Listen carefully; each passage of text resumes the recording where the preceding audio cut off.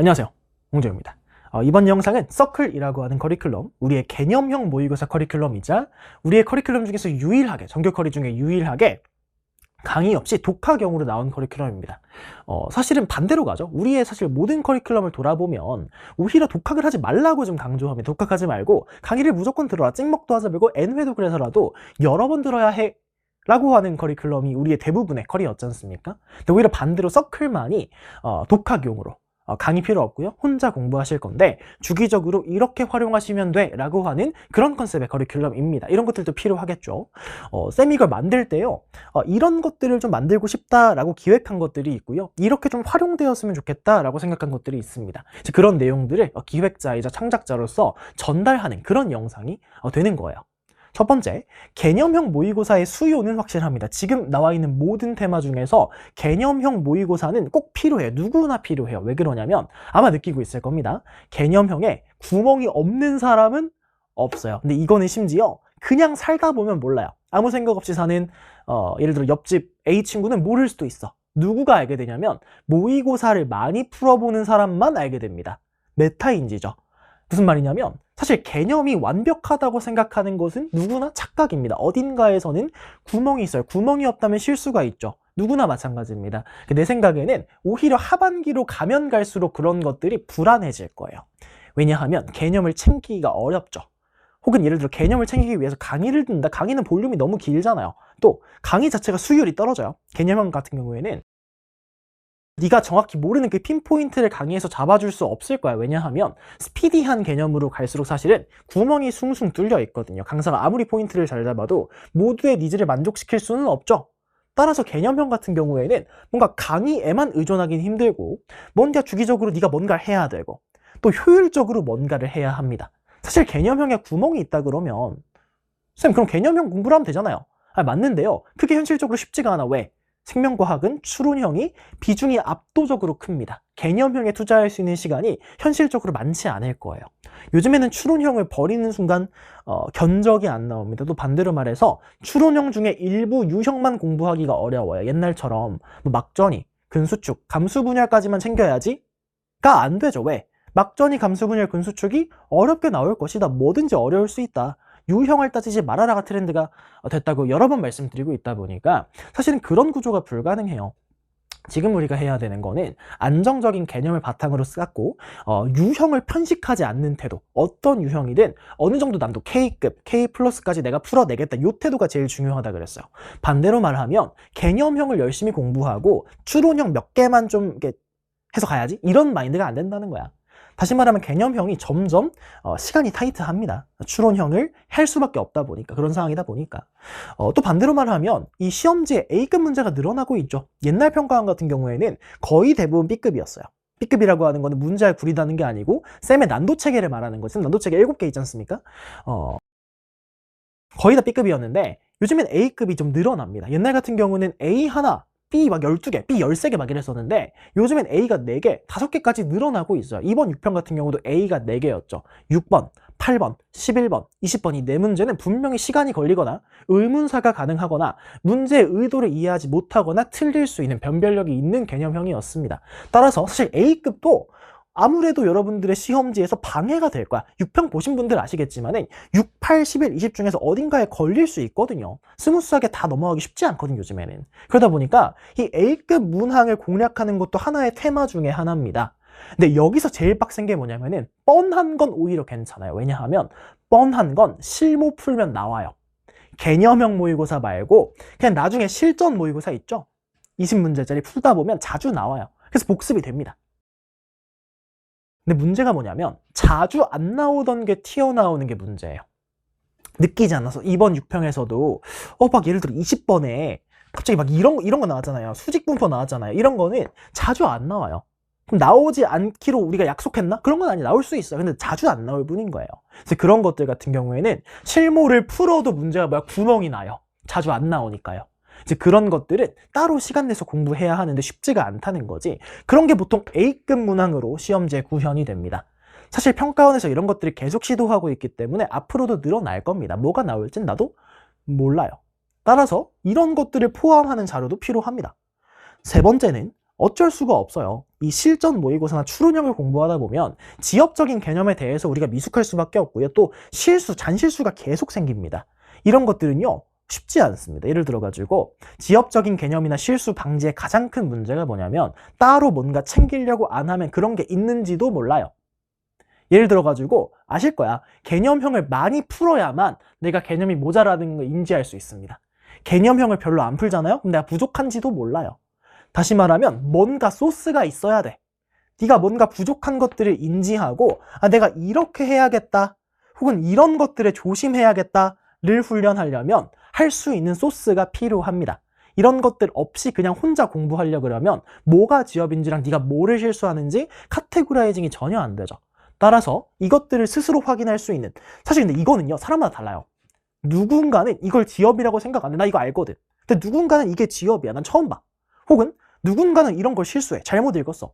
근데 다른 사람이 보기에는 이런 걸 왜 잘못 읽지? 이럴 수도 있어요. 왜냐면 실수라고 하는 건 싹 다 네가 의식해서 실수한다기보다는 나도 모르게 실수한 인지 오류거든요. 코딩 오류거든요. 이제 그러다 보니까는 사실 이런 것들은 네가 잡아야 돼요. 근데 그러려면 그런 것들은 내가 뭘 모르는지 알아야 돼요. 가끔 가다 보면 이런 친구들이 있어요. 쌤, 저 모르겠어요. 넌 뭘 모르겠니? 저는 뭘 모르는지 모르겠어요. 이게 제일 문제예요. 이러면 해결이 안 되지. 또 제가 실수를 합니다. 그럼 넌 뭘 실수하니? 그냥 산발적으로 실수하는데요. 이러면 못 잡아요. 전 산발적으로 실수하고요. 어쩔 때 실수합니다. 잘 모르겠습니다. 이러면은 그냥 기도 메타밖에 없어요. 제발 수능 날 실수하지 말자. 이거밖에 없어요. 뭔가를 어떻게 잡고 싶다 그러면은 그거를 네가 생각해야 돼요. 네가. 실수는 네가 생각해야 돼요. 네가 카테고라이징을 할 수 있어야 돼요. 내가 이런 실수를 한다. 이런 실수를 어디서 하더라. 그럼 어떻게 해야겠다가 돼야 되는데 그러려면 메타인지가 필요합니다. 를 위한 소스를 제공하고자 하는 게 서클의 기획 의도였습니다. 뭔가 구멍이 있을 것이고 특히나 A급에는 출제될 수 있는데 안 나오는 것들이 생각보다 되게 많아요. 아직 안 나온 게 되게 많아. 그리고 실수나 지엽 개념에 대해서는 사람마다 어떤 편차가 심하다. 그런 것들을 종합적으로 점검할 수 있도록 이 개념형 모의고사 커리큘럼을 넣은 거예요. 지금 어떻게 좀 구성을 했냐면은 첫 번째, 개념형 열세 문제만 넣었습니다. 왜요? 쌤의 운영 이론은 한결같아요. 처음부터 우리 태근스부터 시작해서 계속 변하지 않습니다. 뭐예요? 난도로 판단하라는 거야. 유형이랑 번호로 가르면 안 돼요. 다만 개념형하고 추론형은 가릴 수 있다고 생각합니다. 왜냐하면 개념형에서 어려운 거랑 추론형에서 어려운 건 느낌이 달라요. 추론형에서 어려운 거는 시간이 많이 걸려요. 개념형 같은 경우에는 뭔가 지역적인 선지 이런 것들은 시간이 걸려서 문제가 되는 게 아니기 때문에 운영에서 분리가 가능해요. 맞죠? 따라서 개념형과 추론형은 쌤은 분리하는 철학을 가지고 있습니다. 다만 추론형에서 무엇을 먼저 풀지는 쌤은 정하지 않습니다.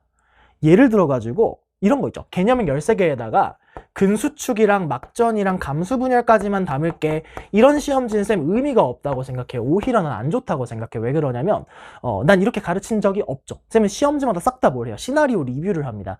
이 시험지를 보고 어떤 것을 네가 먼저 풀어야 했는지를 유형과 번호 계급장 떼고 보라 그랬어요. 막전이라고 해서 쉽다는 보장하고 근수축도 마찬가지야. 개연성이 낮지만 근수축이 어려운 시험지 분명히 세상 어딘가 있을 겁니다. 그러면 다른 것들을 먼저 풀 줄도 알아야 되는 거기 때문에 이렇게는 분리가 필요해요. 여기까지 몇 분 이런 운영 이론은 사실 전혀 트렌디하지 않습니다. 다만 이 개념형을 픽스하는 건 나쁘지 않죠. 추론형은 별개의 문제지만 개념형을 빠르고 안정적으로 풀어내는 것은 그런 체급은 필요합니다. 이 시험을 안정적이고 잘 보기 위해서요. 그래서 어떻게 구성했냐면 개념형 13개를 20세트로 구성을 했어요. 그리고 기출문제는 단 하나도 섞지 않았습니다. 싹 다 새로 만들었어요. 싹 다. 자료도 내가 교과서랑 EBS 보고 이거는 한 번쯤 봐야겠다. 이거 좀 나오면 애매하겠는데 나올 수 있는 확률과 별개로 나올 수 있다고 판단하면 다 넣었어요. 무슨 말인지 알죠? 이거 100% 나와? 이런 것들만 넣으면 의미가 없어. 그럼 기출문제 풀지 차라리. 기출문제 퀄리티가 더 좋은데. 맞잖아. 그것보다는 신선하고 타이트하고 이런 것들이 딱 만났을 때 네가 적절히 대응하는 게 더 중요합니다. 비슷해요. 이번에도 새로움과 타이트함을 만들기 위해서 기출을 섞지 않고 새로운 문제들을 섞었습니다. 어떻게 섞었냐면 보통 시험지마다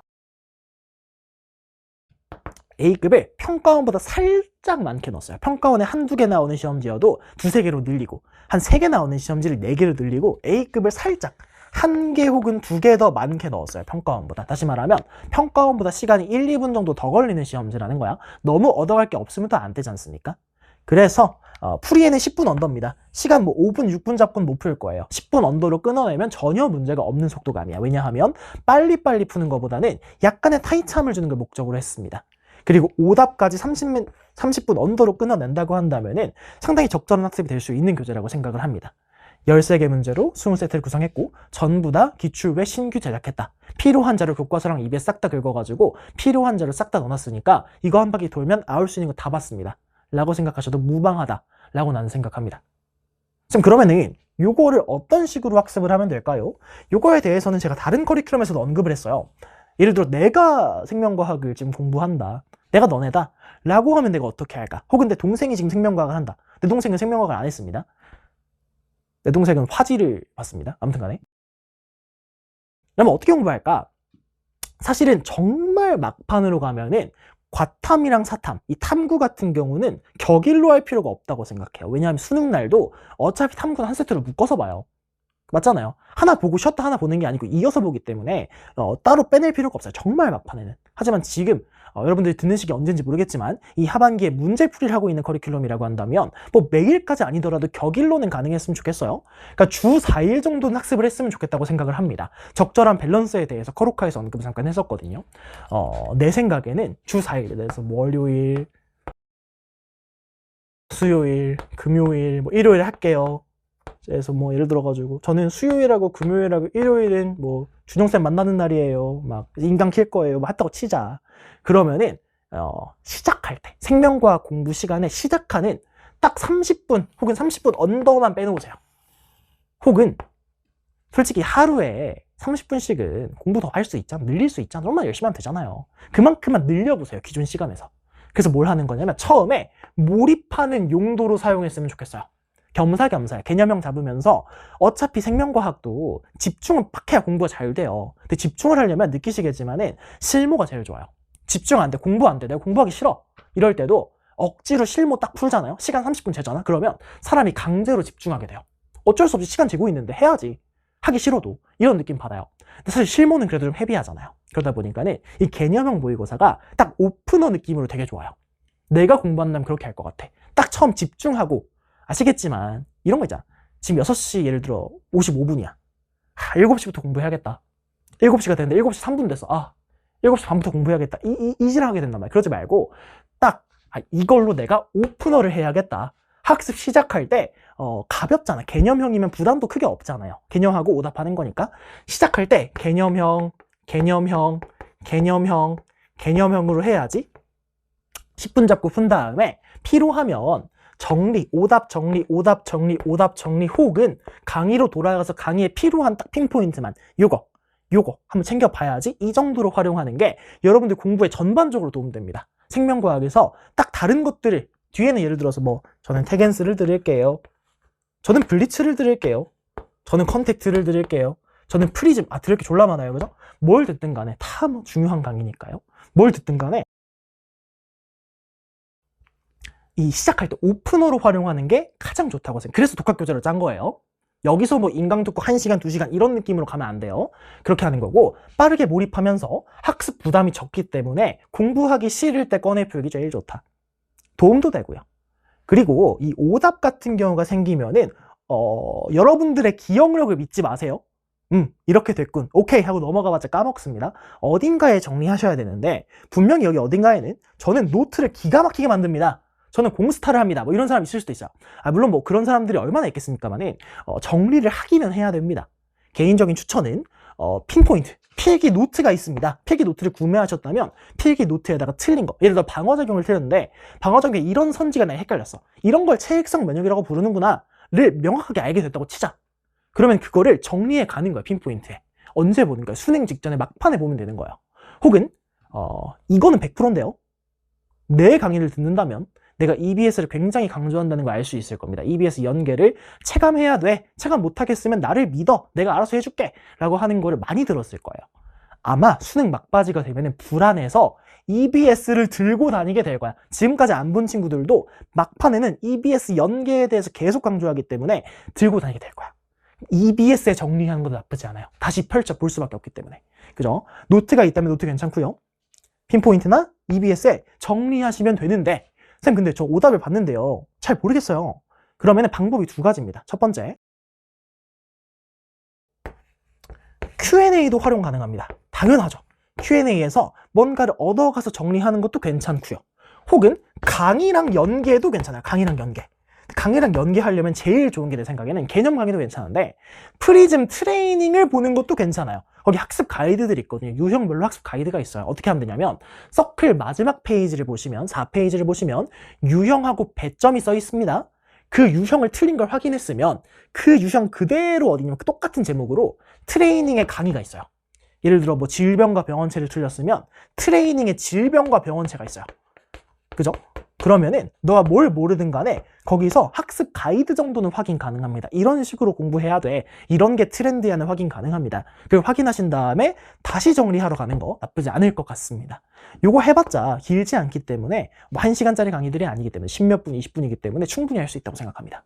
이제 그런 식으로 5주 동안만 정리해도 내 생각에는 얼추 정말 막바지로 가기 전에 막 실무를 풀면서 하기 전에 이 공부의 몰입도도 챙기면서 구멍을 메우기 굉장히 좋은 커리큘럼이라고 생각을 합니다. 동의하십니까? 동의하죠. 이제 그런 기획 유도로 만들었습니다. 여러분들께서 글쎄요, 독학을 하는 것을 어렵다고 느낄 수도 있습니다만은 생명과학에서는 독학이 필수입니다. 본인이 고민하는 시간이 필수예요. 근데 그것은 비단 추론형뿐만이 아니라 개념형도 마찬가지입니다. 개념형에서 실수하고 의문사하고 어렵거나 신선한 자료가 나오고 있는 트렌드가 유지가 된다고 한다면 이 부분도 굉장히 중요할 거예요. 마지막으로 드리고 싶은 말은 쌤이 그렇다고 모든 문제를 다 맞아야 돼. 너 무조건 만점 받아야 돼. 쌤은 만점을 지향하지만 너가 누군지에 따라서 쌤 전 만점까지는 아닙니다를 할 수도 있어요. 다만 여러분들께서 내 수강생이라고 한다면, 내 제자라고 한다면 틀려도 되는 건 KK급 뿐입니다. 다시 말하면 추론형은 유형 불문하고 K 플러스까지 공부하셔야 돼요. KK까지는 바라지 않습니다. 못할 수 있죠. 어려우니까요. 킬러급이니까요. 다만 네가 문제를 보고 이 문제는 K급이야. K 플러스급이야. 나 풀어낼 수 있어 라는 자신감을 얻기를 바랍니다. 또 반대로 개념형은 B든 A든 새로움을 느끼면 안 돼요. 여기서 이미 다 느끼고 수능장 가셔야 됩니다. 이 자료들 보시면서 자료 싹 다 정리하시고 수능장에선 절대 틀리지 않도록 잘 정리하셨으면 좋겠습니다. 그러려고 만든 커리큘럼이에요. 자, 이 정도로 정리할 수 있는 게 서클의 OT 겸 활용법이었습니다. 정리하고요. 강의에서 뵙겠습니다. 오늘은 여기까지.